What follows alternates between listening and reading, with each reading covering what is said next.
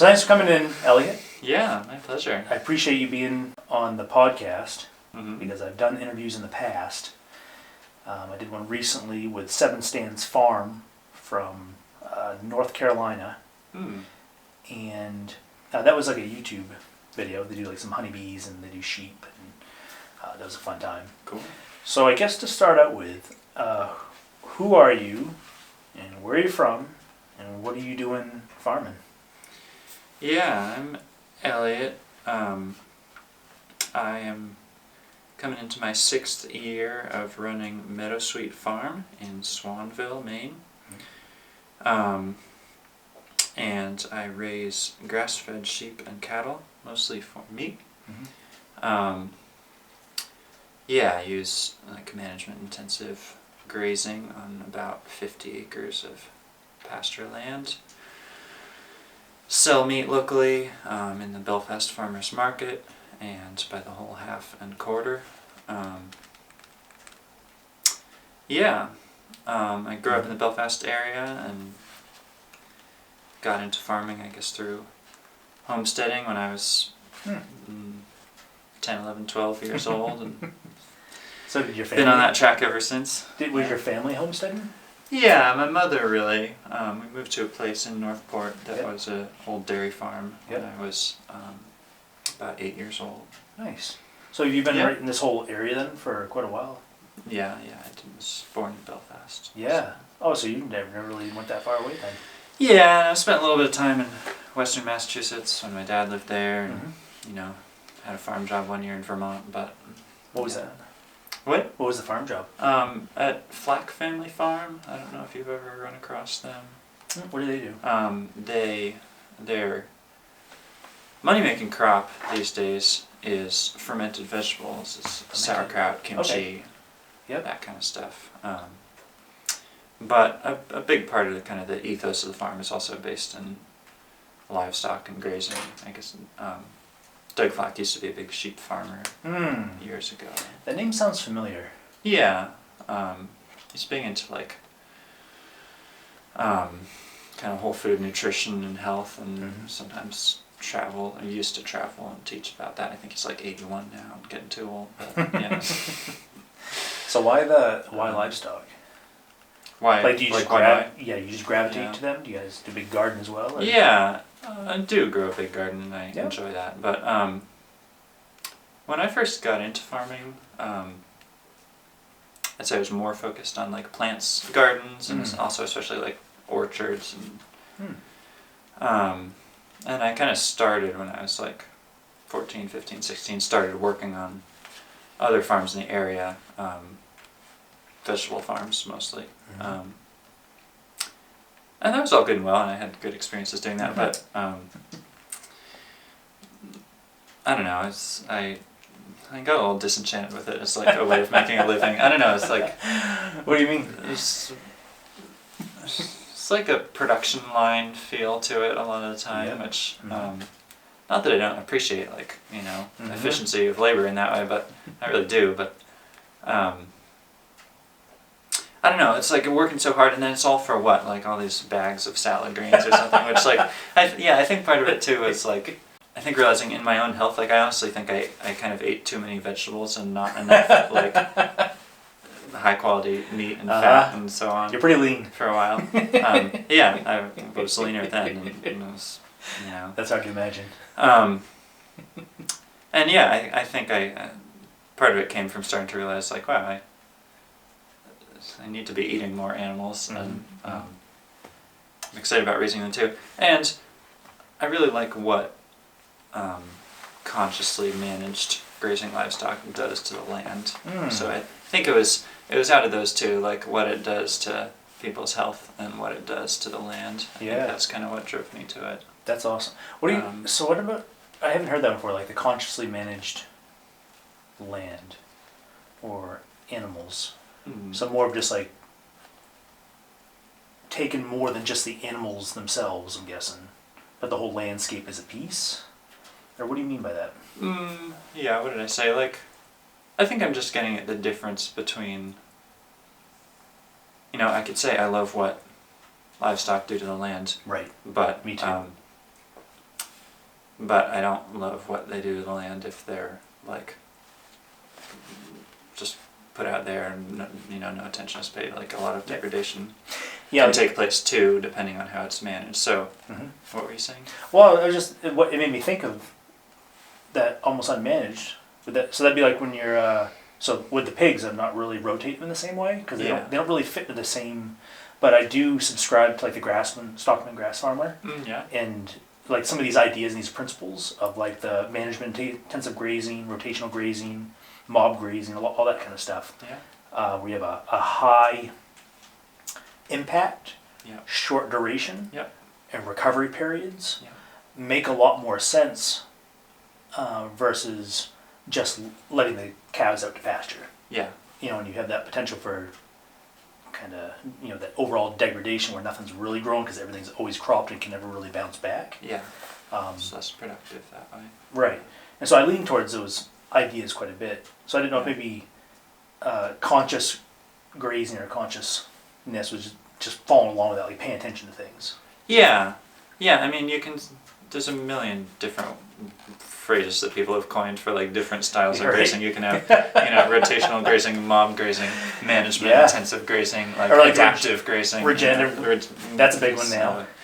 A lot of lingo, and I don't know, I usually start to like get put off when it gets too much about lingo. But that's pretty funny because I've been following like the Real Organic project lately. Oh yeah. And it's I haven't for a while, and they have been recently kind of discovered them and paying more attention to them. And that's a big one too, is like them debating the terms regenerative agriculture. Because there's no real definition for it. Like, you kind of get the sense of what it is, but there's no real accepted definition in the way that like organic has a set of standards and practices that you have to meet. Regenerative is just kind of like, it's like natural. Yeah. Like there's no real standard for natural. It's just like, ultimately. Anyone can use the term they want. And labels are funny like that. I know. Yeah. It's a whole, I could talk for a while on that one. So before you go there though, a minute ago, that part about doing veggies, and it became like a factory line. Like it just kind of became like you put in the inputs and you do the work and then it's over, but it starts to feel more like a cog in the wheel kind of situation. Maybe so, yeah. Something like that. Yeah. Do you think it was just loss of creativity? Like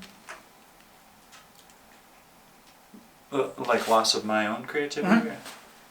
I don't know.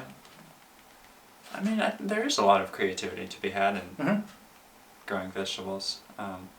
I honestly think, like, if that's the farming opportunity that was available to me, like, I could probably live well as a vegetable grower. There's plenty I could appreciate about that. Yeah, I was mentioning more, whereas you mentioned like there's some disenfranchisement with it as like a day in, day out kind of business. So I think I may have said disenchantment. Disenchantment with it, because I get that on certain things too. Like plants kind of fall to the bottom of my list. Yeah. I love the seed catalog, and I like the planting and the harvesting, but the management, I don't really care for it. Yeah. I gravitate towards animals. Yeah. Like I feel like and some people don't. Obviously they have whatever they're going to do. Obviously there's veggie farms everywhere and people that geek out on plants all the time, and I appreciate them to a level, but they don't give me that same kind of creativity. Like I would feel absolutely burnt out if I were just harvesting veggies all day, but I can work with the pigs all day long. Yeah. And like I don't really have an affinity for goats or anything else, but within my lane, like I really enjoy that. Yeah. And so that's what I was kind of thinking of. It was just that disenchantment of just getting like burnt out doing something kind of monotonous and starting to feel like a cog in the machine. Yeah. And then what it was about livestock kind of changed that. Yeah. I don't know. I don't know if cog in a machine is the right term, but again, I don't know. Veggie growing, like I feel like it has a very different pace than raising livestock. Not necessarily, like in some ways a faster pace, but like I don't know. I also like things fast paced, but but it's like I don't know. In my life, raising livestock Mostly I get to set all the schedules. Mm-hmm. With a few exceptions, doing the farmer's market 9 to 1 every week. Like, Yep. that's a schedule I don't set. But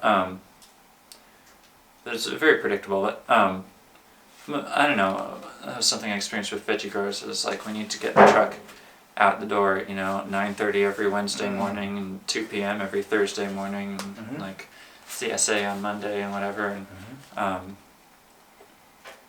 there's a lot of scheduling that's based off the customer's needs, and I appreciate getting away from that. Now, of course, I probably can't go away overnight as easily as an average vegetable grower can. But I don't really, I don't know, I think I don't really want to go anywhere anyway, so I don't really care. Until it's summer out and it's hot and you want to go swimming or go away camping for something, and you're like, oh, I run that same thing. You're like, I'm actually super happy probably 95, 98% of the time just being on the farm doing stuff. Yeah. But those windows where it's like, oh, I want to go see family, or like this year we're looking at maybe going possibly to the Ren Fair. Something different to do. What's that? The Renaissance Fair. Oh, yeah. In Western Maine. Okay. We're going to take the boy and go check it out, and just something you need to do. You're like, well, okay, well, I got to find someone to watch the animals. It's going to be hot out. Got to make continues for water. Yeah.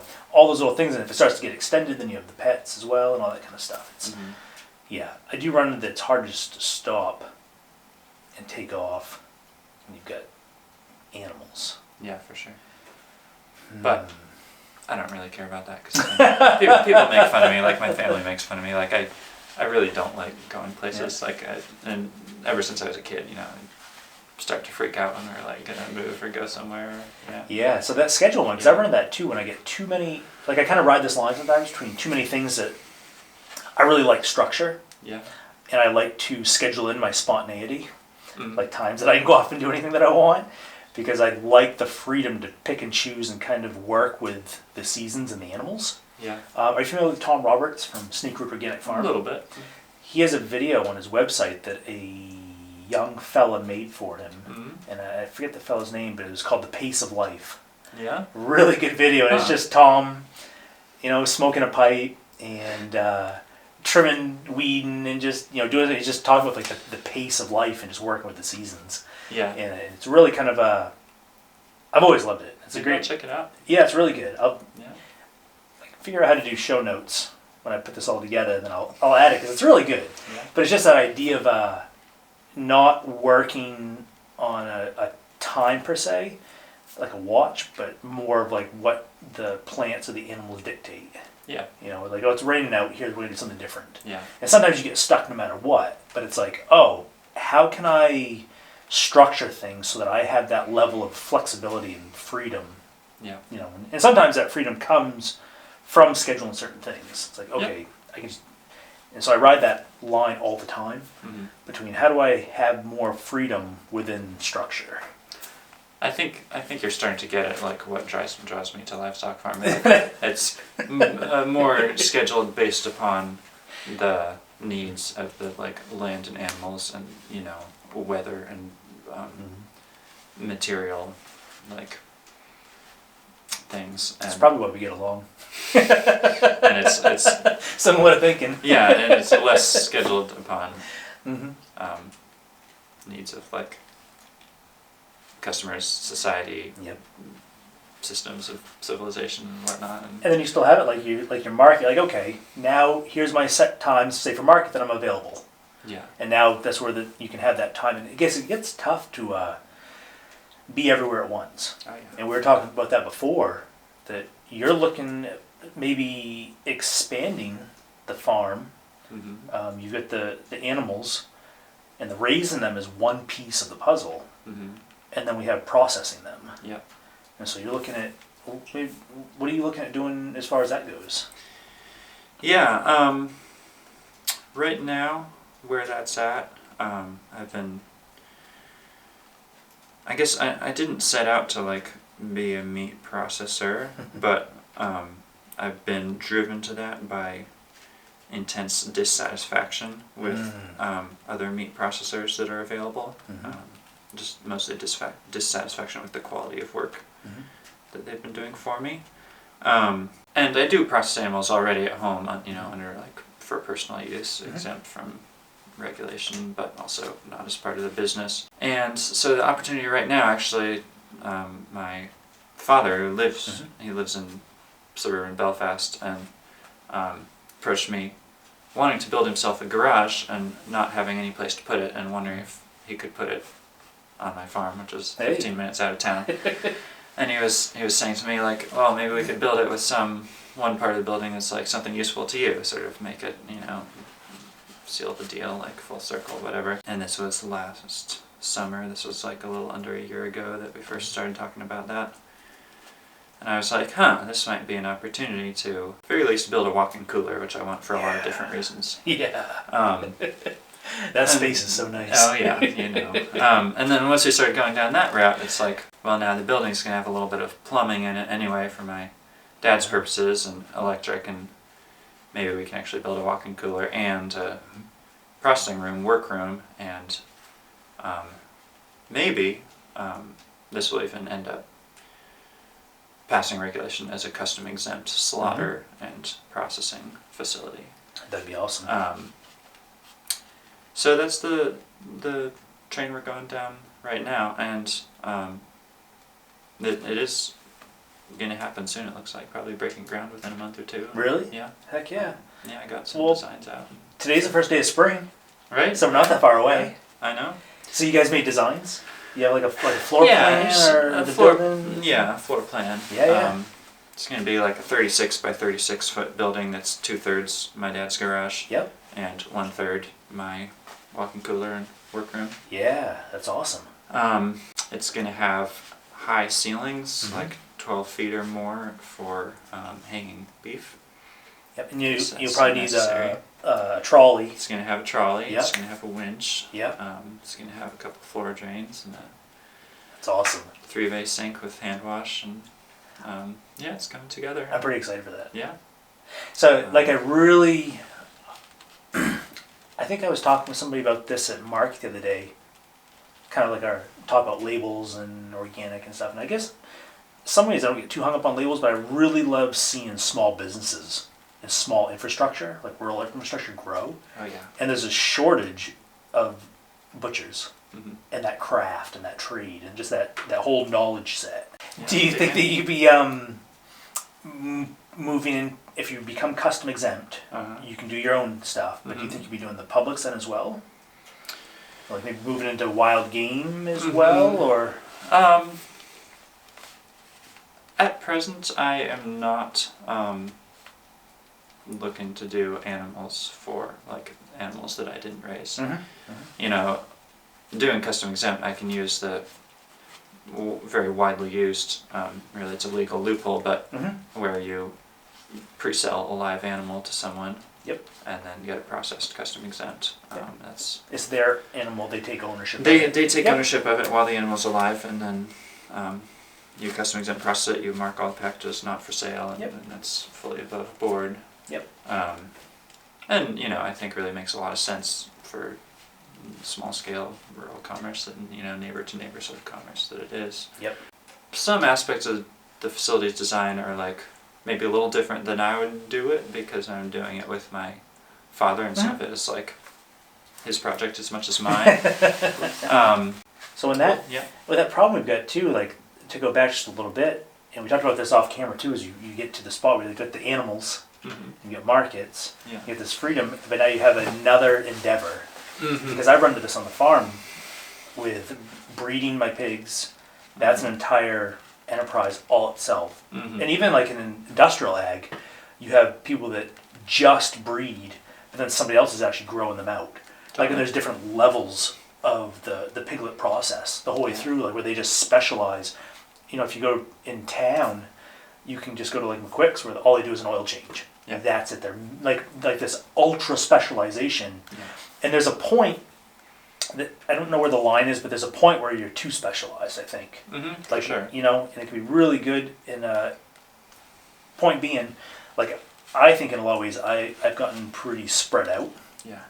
Because part of it's kind of like the homesteader curse, where you want to do everything. You've got bees and apple orchards and livestock and a garden and your canning and everything, and like that's your entire life, you know. And I love that you can get those skills and do that stuff, but you're limited in scale of what you can do. Mm-hmm. And I've run to that where it's like we've got the breeding operation of pigs, and I raise out growers, and we have times at the farmers market, and I've got my processing facility where I'm not killing on site, but I'm making sausages and the charcuterie, and I have so many recipes that I have to build safety plans on for like our custom bacons, and then dry cured stuff, and that time for the creative side is just not there. And sometimes that really gets me, like we were talking earlier about like going off and playing with the livestock and have the freedom to do what you want. Like, what I would love is a day where I can just sit in the kitchen and go practice mixing spices and make a new bacon flavor. I can work on, but it's like, but I have to get these sausages out, and then I have to check on piglets, and then I've got to go send emails off, and whatever you have to do. And it's just like, one more enterprise. How do I balance that? Yeah. And that gets tough. Yeah, it's like you can be over specialized and you can be under specialized, and I feel like the society we live in favors or highly values specialization in a lot of different ways. And so I feel like there's where I think that ideal balance is, and then there's where society thinks it is, and there's just this relentless pressure on me to be more specialized. And it's a tricky balance to strike. Yeah, and a lot of that too is there's an economic savings to a certain point. Like if you're doing one thing, not just money, but your like mental bandwidth, your spirit. Okay, that's huge. All I'm really doing is putting all my resources into one thing, and getting really good at it. And it's real, like the temptation. I think a lot of farmers and small business owners are ambitious by nature. And like the temptation is always to do more, because you can just see the opportunities, and you just have like this growth mindset where you're like, well, nobody's doing this, the animals aren't getting processed the way they should be. I'm going to do it. And there's that line, and I've been pretty fortunate. So I've got Nick working with me and Jen, both part time, and they got other things going on. So when I do have them, it's awesome. But they have that management piece. And like you need to manage them. Right, and just keep tabs on things and get things set up. And there's still like, that piece takes time. So even if you find, say, like the right people to come into your operation, well, that management piece now becomes a whole job into itself. Totally. So and then all of a sudden you're getting farther from the animals. Like at the end of the day, sometimes I just want to go out and have a beer and hang out with the pigs. That's all I really want to do. And then, not entirely, but at the same time. Kinda, there's a lot of days for sure. So I'm super excited on one hand and want to keep encouraging to go forward with your shop, and I want to show you all the things I've got in mind. But I can also feel in some ways where I'm like, because we've had a lot of people ask like if I'd start killing on the farm, and I have considered it, but I'm kind of at the point now where I'm actually trying to do less. Because I just spread thin. So looking at that kind of balance. Totally. So, and if you're not too discontent with the job someone else is doing slaughtering for you, like, pick your battles, So you'll be so once this is up and going, you're looking at breaking ground maybe this spring. And then when are you looking at completion? My father's really building the shell of my part of the building, and I'm gonna be mostly responsible for like sheeting out the interior and fitting it out inside. And it's a pretty simple building that I feel like will probably go up in good time over the summer, and I've already got some contractors lined up. And I don't know if I will find any time in my schedule to fit it out until next winter. So I think if I had to guess, I'd guess it will get finished next winter. So 2024 sometime? Yeah, like the beginning of the year, 2024. Yep, that's not too bad. Yeah, I'll probably finish it out then. I'd probably like to get processing animals in even just under the personal use exemption, just to like work out the kinks and get myself familiar, so then I can approach the folks that regulate custom exempt processing and say like, hey, I'm really ready to, I know what I'm doing here, let's move ahead with a big one about that too that I like paperwork. The animals are bred, born, raised, and butchered on the farm. Yeah. Like, I love, because I hate, that's one process. People complain about pigs getting on a trailer, but if they're not hard to get on a trailer. Mm-hmm. But that whole process of like having to drive an hour and a half, Oh yeah. get them dropped off, that no matter what, there's going to be stress in a new environment. Like, For sure. having it set up where they could just walk in, like it's just an everyday occurrence, and that whole cycle is completed right there. Yeah, that's really appealing. I like that. Yeah, and you were asking earlier about whether I'll process animals for other people, and I said not in the foreseeable future. And Mm-hmm. one of the reasons for that actually is that I'm not actually planning to kill the animal inside of the facility. I'm planning to go kill them out on green grass wherever they are on the farm and then bring them back. Yep. So that's one reason I'm not really setting it up to do for other people. Is that Sure. it's not easy to do that if the animal's not already living on the farm. Yeah, and I think you run into the issue of possibly bringing diseases in all the time. I mean, the yeah. segregation piece, maybe. Yeah, not? so you would. I feel like I don't usually worry that much about biosecurity. I'm always like, Neither do I. if my animals are healthy, like Honestly, I that's haven't really what's either. supposed to keep them from getting sick. Yeah. But yeah, certainly, depending who you ask, like that could be a big concern. Yep. Yeah. Who I can't remember what their name was now, but I remember talking to a farm that they never cared, Mhm. and then let's see, they lost like 30 pigs, Damn. and I think they traced it back to manure on their trailer from another farm. And I can't remember what it was that they got either. This was 5 years ago or so. That I can't remember what it was. That's crazy. And some people have been concerned. They've mentioned it, and they were, or because they've had a bad experience with it. Mhm. But I'm more on that philosophy that a healthy animal should be able to weather things Yeah. coming through. And like, when they lost 30 pigs, like I know nothing about the farm, but it makes Right. you wonder, like, what were the pigs eating? How were their Mhm. immune systems? Were they clean? Were they dirty? Were they, Right. There's under a lot of other variables. stressors that allowed them to get sick when they otherwise Yeah. might not have? I don't know, just making stuff up. But, yeah, But there are a lot of variables involved. yeah. So how much maintenance? Speaking about that, how much maintenance? Which is easier to raise, the sheep or the cows? It really depends how you're talking, but I would say generally. Like sickness wise, I guess. Like are they? Mhm. Because I have a friend. I'll just caveat and Mhm. that I always feel like cows are really high maintenance, particularly Mhm. dairy cows. Yeah, dairy more than beef. I would say. Yeah, they just like I don't know. They just always seem really dependent. Like their survival is dependent on humans. It seems like Yeah. not all, but for a lot of times. Yep. Compared to my pigs, they're pretty hands off in a lot of ways. So I just get curious, like how much more attention they need. Yeah. I'm pretty hands off with all my animals, and I say that, and then it's like I'm hands on in the sense that most of them are friendly enough I can put my hands on them. But I would say in a lot of ways, cattle tend to be simpler than sheep. I don't know why. They don't have predator issues because they're too big and Yeah. they're extremely easy to contain with a single fence wire, and that means a lot. And Yeah. they're really tough. I mean, sort of hardy beef cattle. Like I try and baby them, but I drive by places on the road where it's like I see a herd of cows that are like on a windswept hilltop when it's blowing 20 out of the northeast and 0 degrees in the winter, and like they've run out of feed and they're starting to get hungry, and like that's terrible, and I wouldn't condone that, but at the same time, like they're surviving. Right. They're really tough That's animals.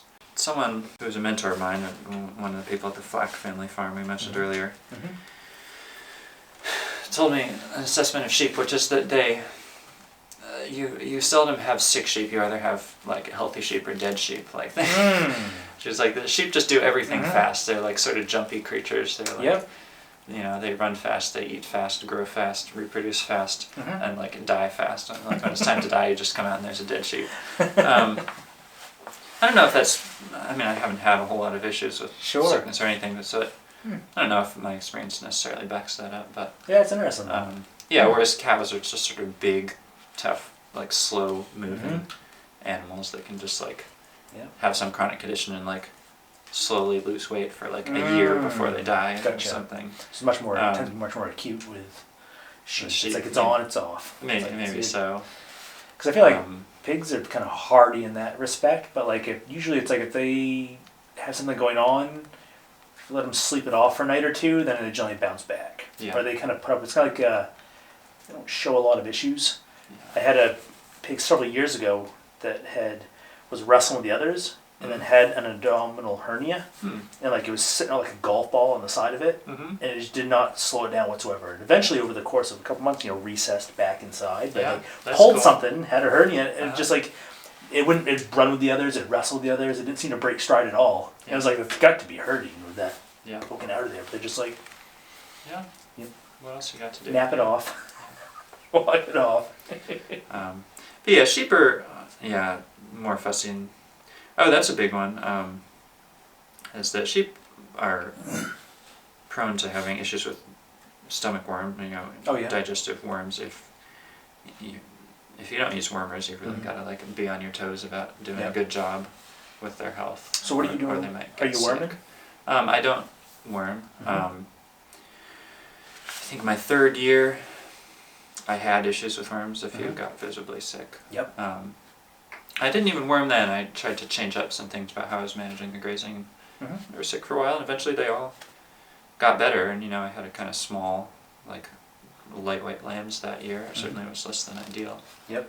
But they all came back to health, and I haven't had a visible issue since. And I started people would say forward grazing the sheep. Normally Okay. I rotate sheep and cattle around the pasture, moving once a day or so, and I had been keeping them all together in the same block, and what I started doing was usually moving the sheep one block ahead of the cattle so they Okay. really get the cream of the crop, Okay. the forage, Yep. get sky high grass quality. Yep. And they're never feeling obligated to graze close to the ground. They're hitting And the tops of the grass. yeah, and often, Huh. worm larvae, their life cycle is in the pasture soil. Sure. And people say if animals aren't forced to graze close to the ground, they will pick up far fewer infective larvae. Sure. Um, And there's going to be some It's- anyway.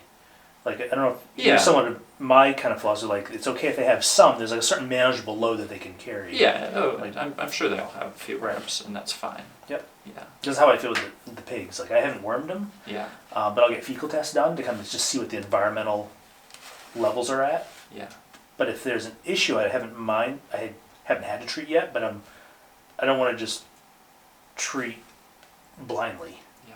Like, well, if there's an issue, I can address it, but otherwise, there's no point. Yep. So the sheep go through first, Mm-hmm. and then the cattle, Mm-hmm.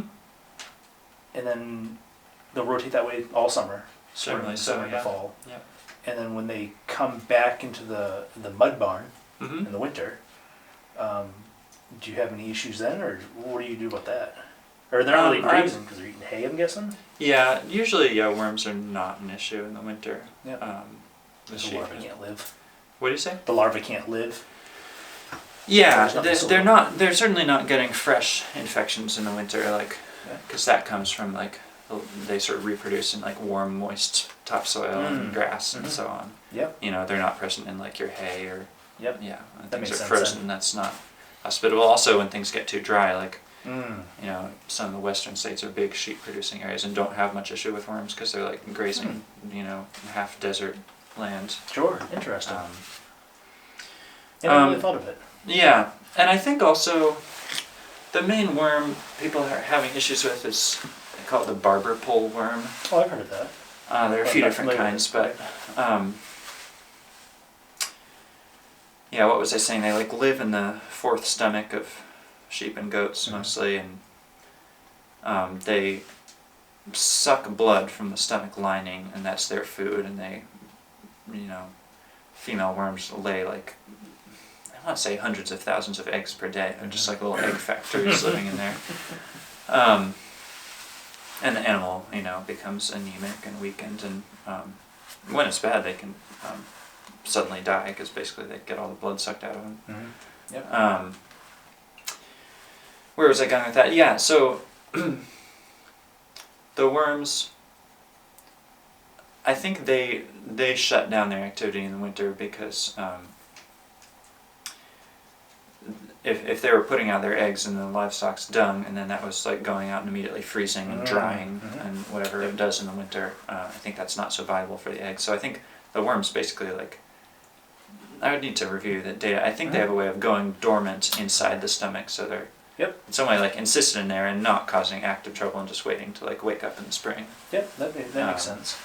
So yeah, generally, unless they just came out frozen or in a dormant state, like they could withstand a certain level where they're just inactive until it does warm up. Yeah.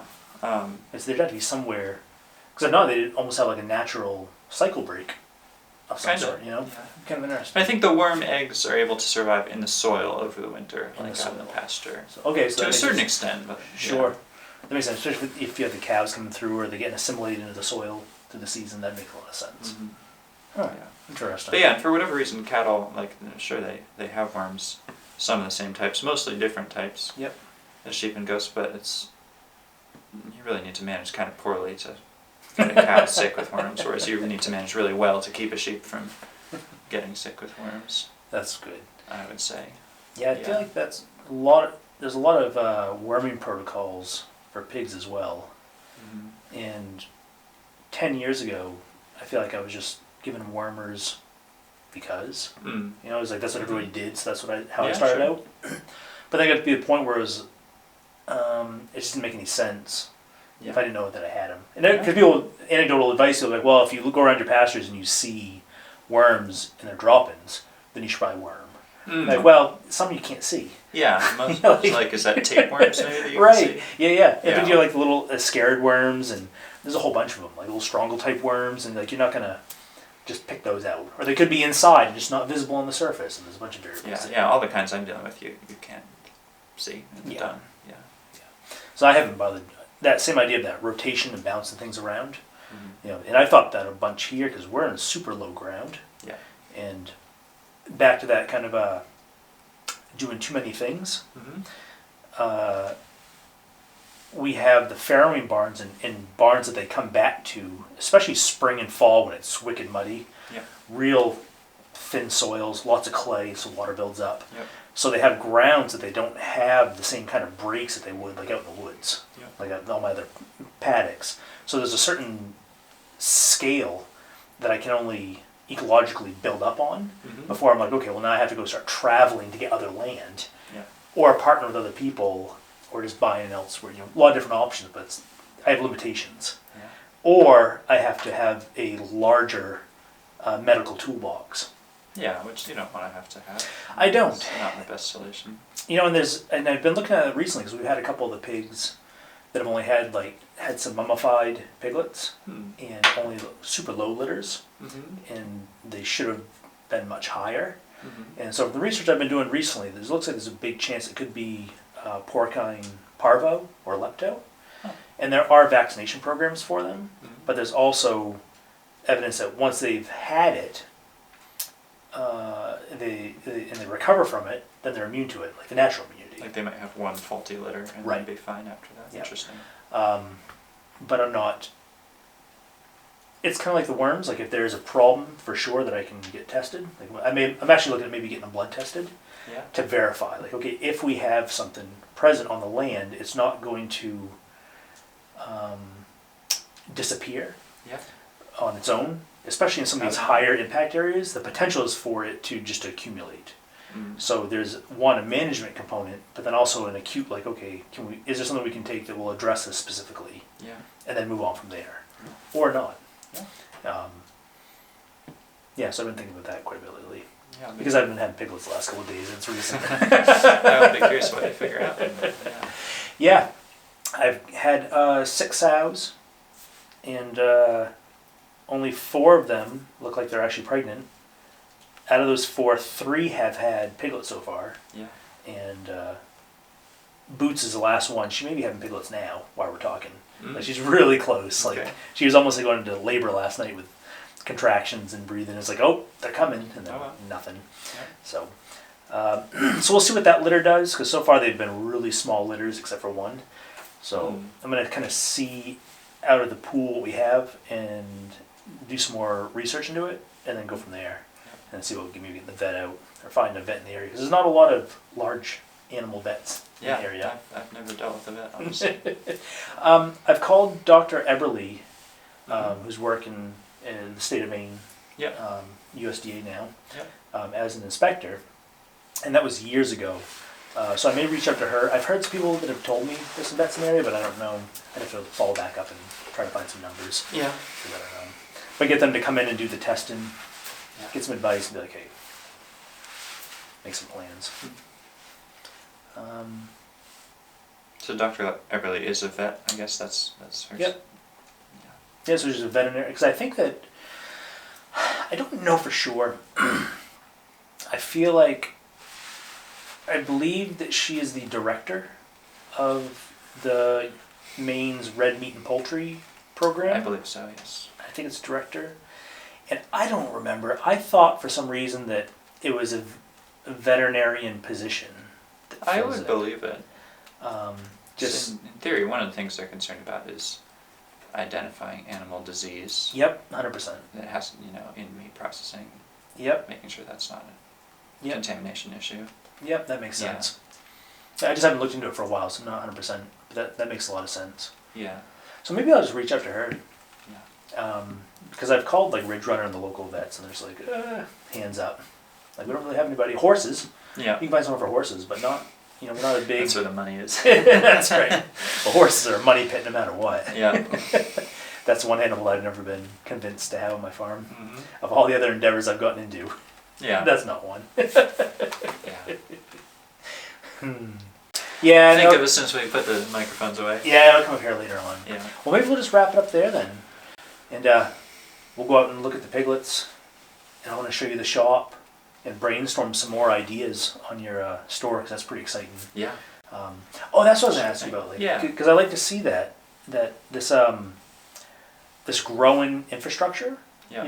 In a lot of ways too. I like what you're doing, but it'd be really nice to see, a young individual that wanted to go into the butcher trade. Oh yeah. It could more than one young individual. Oh yeah, 100%. Like this, and having these systems in place because right now there's only a handful of USDA inspected shops. Yeah. Butcher facilities.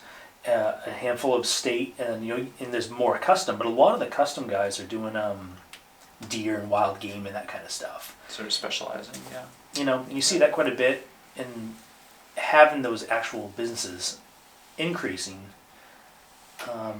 so that people can have access to meats at an easier, with more convenience. Yeah. That whole food sovereignty piece. Like even just getting access to it and having it available versus having to rely on things across the country all the time. Yeah. So I'm super excited about that. Yeah, sure thing. Food sovereignty is a big topic, and long and short of it is that I think that the way meat processing is currently regulated really stifles rural communities, economies, everything that has to do with raising livestock for meat on a small scale. I think the regulatory code is designed for large scale meat packing houses, and to a certain extent, small ones are able to fit into that code, but there's so many aspects of it that are just not ideal from any perspective, as far as regulating small business. Well, if you have the money and you have the power at those big scales, you can leverage how the laws are written. Very much. And at those scales and they're built for them, that just trickles down to us at a small scale. Yeah. Like some of the basics of the food safety practices make sense, but when I was going through getting my shop set up, there wasn't there was no standards on how I should be processing things or how I should be doing things. It was all an equipment checklist. I know. Right? You're like a 3-bay sink. Yeah. You clean the wall. It's a standard of the. There's no there's all equipment standards basically. Yeah. And then after that, I develop my own safety standards. Yeah. And then they can either yay or nay them. Yeah. And tell you when you're wrong, but not necessarily if you're right. It's like this kind of weird. And I think that really drives home, like, that it's a code written for big producers, because of course, you know, the strength of the small producer is being like a skilled artisan to produce a very like high quality and wholesome product, without necessarily having like, you know, all the best bells and whistles, like the perfect setup, because you probably can't afford it if you're on a small scale, and you have the flexibility to not need it. But well, it's a high barrier to entry. It's a sky high barrier to entry.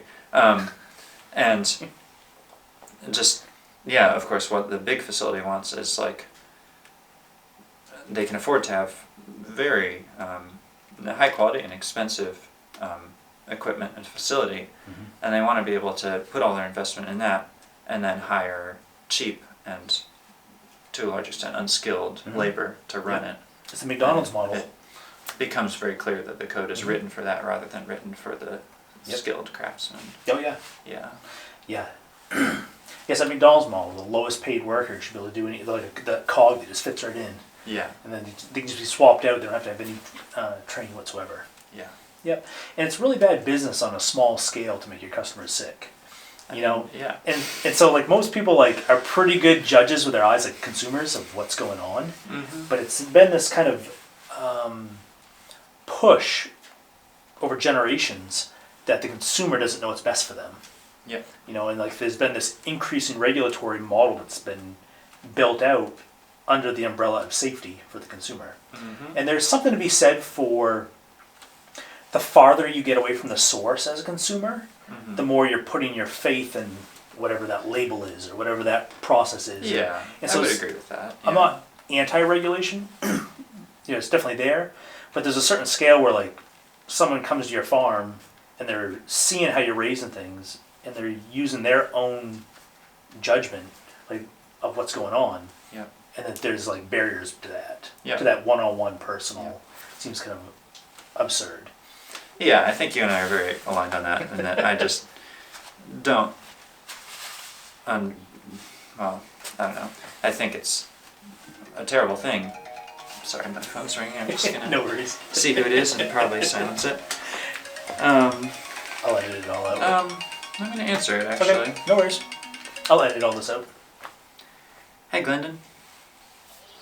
I'm doing pretty well. How are you doing?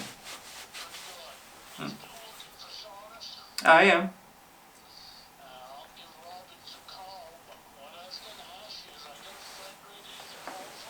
Okay. Twice as much in a load? Yep.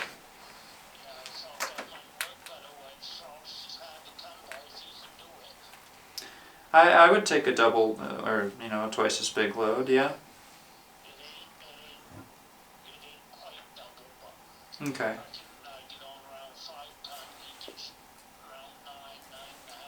Okay. That's great.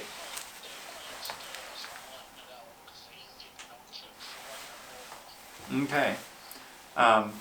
Thank you for that. I appreciate referring me on. Yep. Sounds good. Thank you.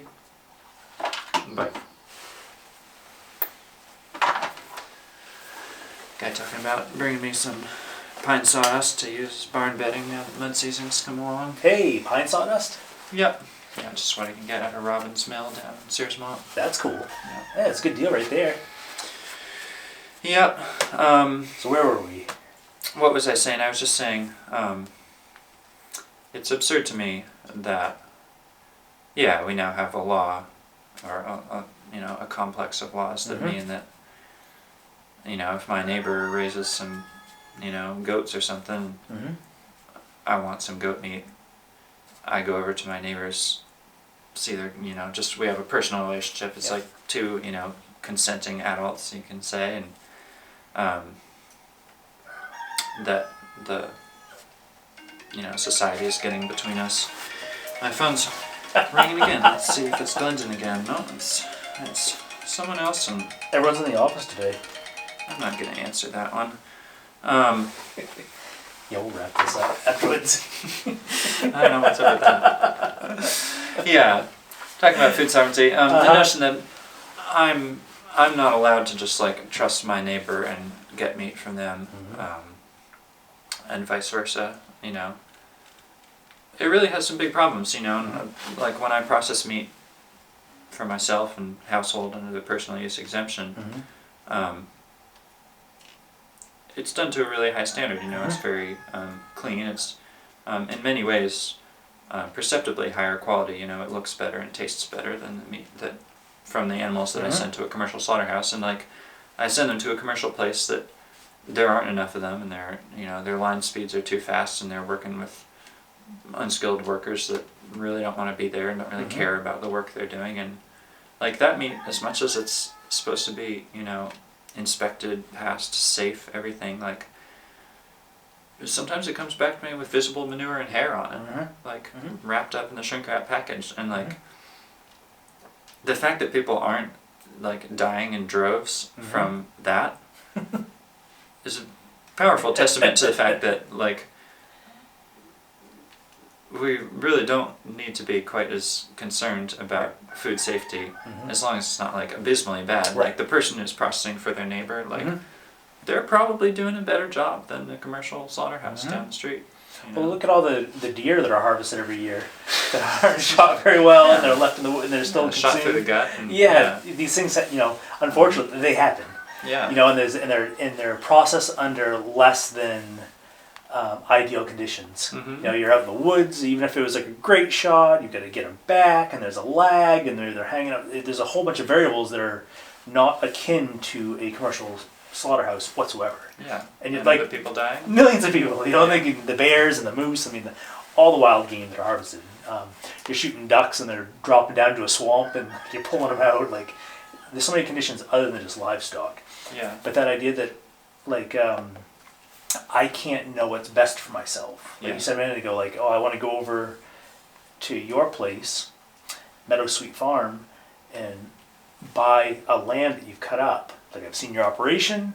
Like, everything looks clean to me. It looks super awesome. Like, if I was getting back gunk, I'm going to know it. Yeah. Like, that idea that, like, oh, I can't make that decision. Even if you were selling me garbage.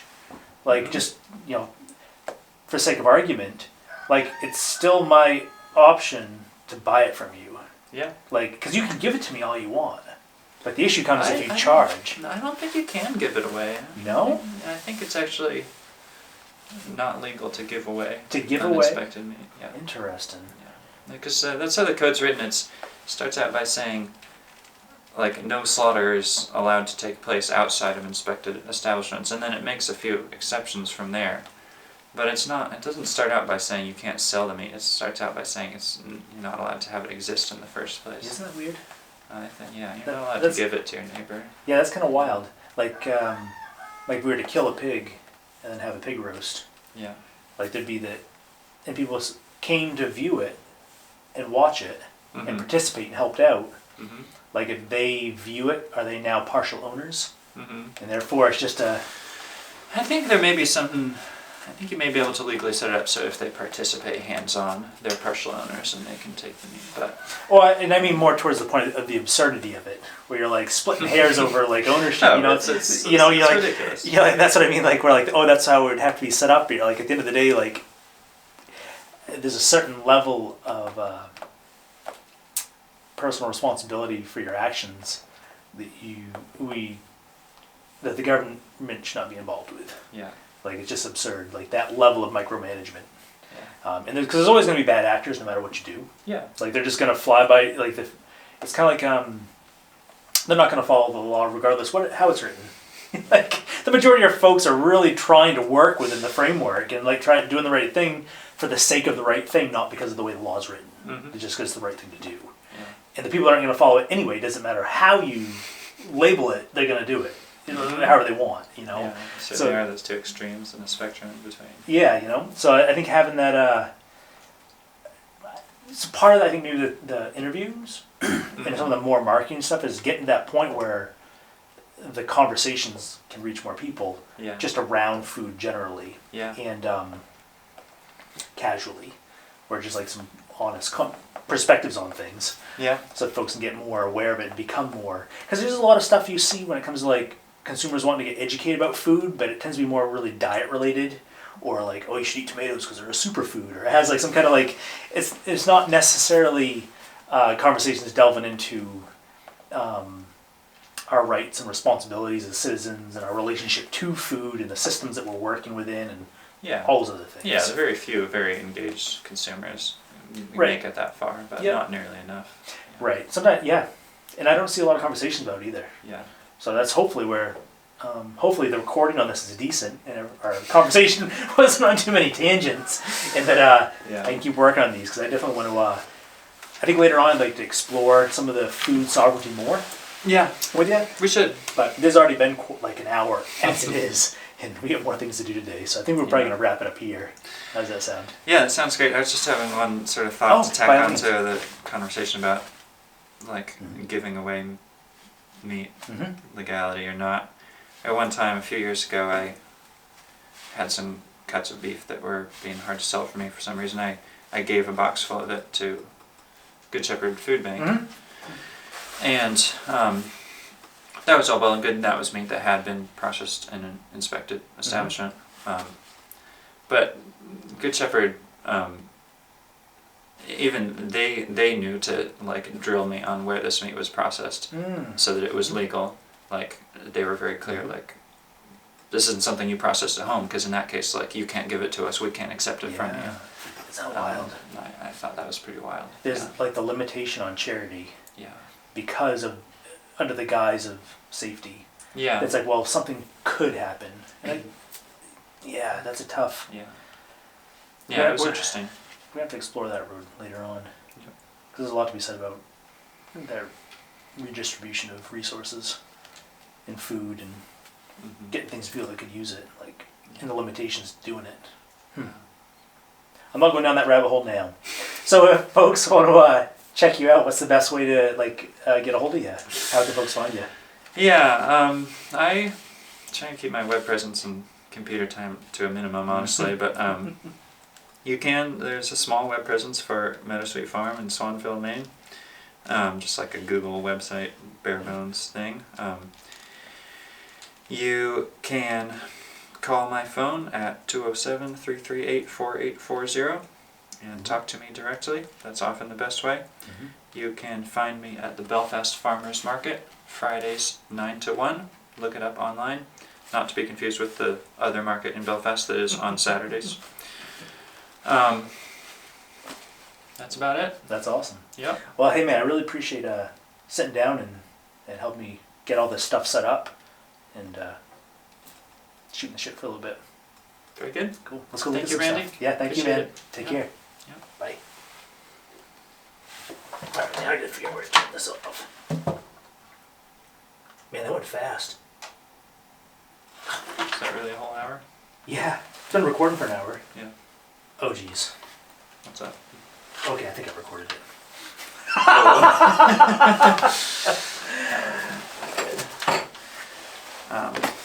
Yeah, I think I'm just gonna start doing a handful of these Mhm. and just getting in the process again, and then eventually I'll work on these other things up too, because I don't know like if this actually